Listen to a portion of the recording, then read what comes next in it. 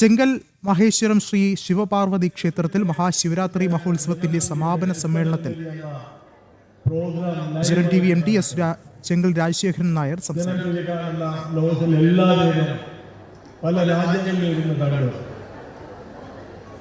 സ്വാമിജിയുടെ പുത്തൻപുല്ലരി ഈ ക്ഷേത്രവും നാടുമൊക്കെ ഇത്ര ലോകം അറിയുന്നത് ആയിരുന്നു കാണുമ്പോഴും നാം ആലോചിക്കുമ്പോഴും നമുക്കുള്ള ഉള്ളിലുള്ള ഈ സന്തോഷം നമുക്ക് ഏവർക്കും പറയാൻ അത് നമുക്ക് അളക്കാൻ പറ്റാത്തതാണ്. കാരണം ഇവിടെ ഈ പനമരങ്ങളും മരിച്ചിനെയൊക്കെ നട്ട് അതിലൂടെ ജീവിച്ച ഞങ്ങൾക്ക്, ഞാനായാലും സ്വാമിയായാലും ഞങ്ങളുടെ കുടുംബങ്ങളായാലും ബാക്കി നാട്ടുകാരായാലും ഇന്ന് ഈ മാറ്റം വരാൻ കാരണം ഇങ്ങനെ ഒരു ക്ഷേത്രം വന്നതുകൊണ്ടാണ്.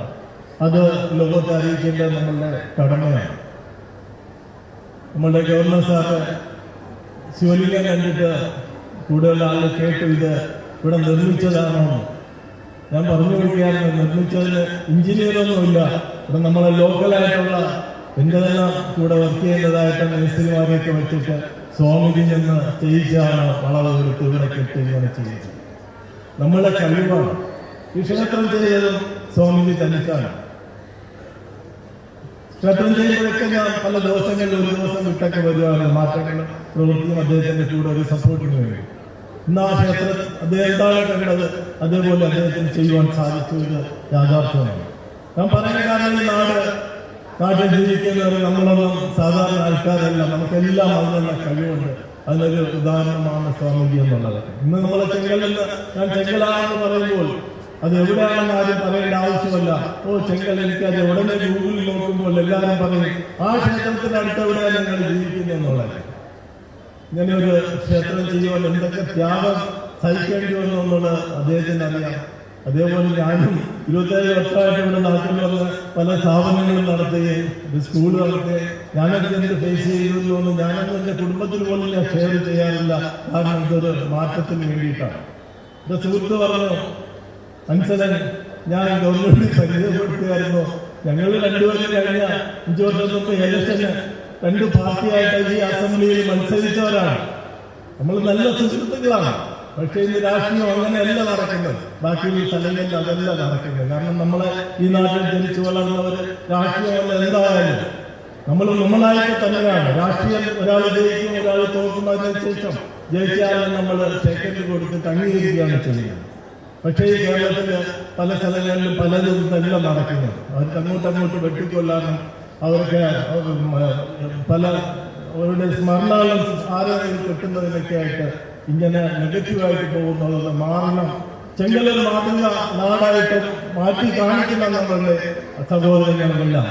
എൻ്റെ വിൽസണിൽ പറഞ്ഞതുപോലെ ഇപ്പോൾ ശിവാലയത്തിന് ഒരു ക്രിസ്ത്യാനി പോയി എന്ന് പറയുമ്പോൾ അദ്ദേഹം നിങ്ങളുടെ സനാതന ധർമ്മത്തിന്റെ ഒരു ഭാഗമായിരുന്നു. അതിനുശേഷമാണ് അദ്ദേഹം ക്രിസ്ത്യാനിയായത്. ഇവിടെ ആരും വേറൊരു മതത്തിലുള്ളവരോ എല്ലാം സനാതന ധർമ്മത്തിന്റെ പെട്ടവരാണ്. ഇതാണ് യാഥാർത്ഥ്യം. അതെല്ലാം മനുഷ്യർ ജീവിക്കുവാൻ വേണ്ടിയിട്ടാണ്. എല്ലാവർക്കും സർവ്വ ഐശ്വര്യങ്ങൾ നേർന്നുകൊണ്ടിന്റെ വാക്കുകൾ നിർത്തുന്ന എല്ലാവർക്കും നന്ദി, നമസ്കാരം. അടുത്തതായി 7ാമത് അന്തർഗത മഹായജ്ഞത്തിന്റെയും മഹാശിവരാത്രി മഹോത്സവത്തിന്റെയും ആമുഖം ചുരുക്കി മഹേശ്വരാനന്ദ സരസ്വതി അവതകൾ ക്ഷേത്രത്തിൽ മഹാശിവരാത്രി മഹോത്സവത്തിന്റെ സമാപന സമ്മേളനം പുരോഗമിക്കുകയാണ്. ഗവർണർ രാജേന്ദ്ര വിശ്വനാഥ് ആർലേക്കർ, സ്വാമി മഹേശ്വരാനന്ദ സരസ്വതി, ജനം TV MD രാജശേഖരൻ നായർ തുടങ്ങിയവർ പങ്കെടുക്കുന്നുണ്ട്. ചടങ്ങിന്റെ തത്സമയ ദൃശ്യങ്ങളിലേക്ക്.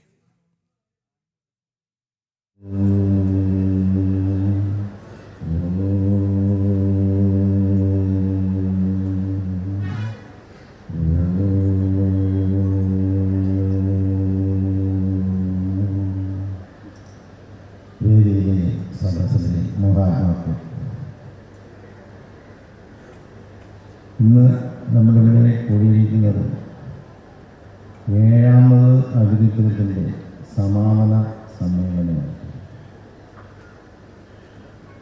ഈ 7ാമത് അതിരിത്രം നടത്തുന്നതിന് പല കാരണം ഈ നമ്മുടെ നാട്ടിലെ ഈ പ്രദേശത്തിലുള്ള പ്രബുദ്ധരായ ജനങ്ങളുടെ ഒറ്റക്കെട്ടായിട്ടുള്ള നീക്കം കൊണ്ട് മാത്രമാണ്.